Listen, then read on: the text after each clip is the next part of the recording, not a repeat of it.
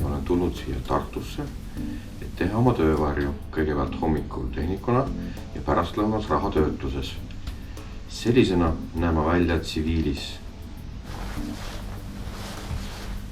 Selline siis näeb välja tehniku riietus.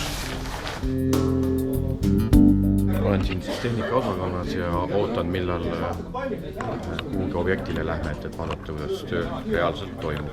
Mehed ootavad tööd. Ootavad, millal Ansap helistab. Saaks tööle, lõpuks ometi.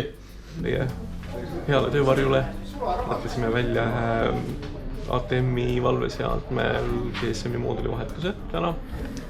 Et vaatame siis, kui me nüüd saame sularahast endale kaasa inkassaatori, siis me teeme seda. Nüüd oleme jõudnud alarmteki lattu, kust väljastame vajalikud seadmed teile töö tegemiseks. Ja siis jätkub tegevus juba objektil. Meil on vajalik üks patarei. Nüüd sõidame siis objektile ja meie ees sõidab üks tehnikute ekipaaž. Oleme siis jõudnud ka reaalse ATM-i juurde, mis annab häireid. Ehk siis sidega on probleeme ja see peab saama korda. Sain siis käevalgeks nii sularaha saadetiste vastuvõtmisel kui ka väljasaatmisel. Nüüd ma seisan sellise suure rahasorteerija lugeja juures. Selle nimi on Cobra.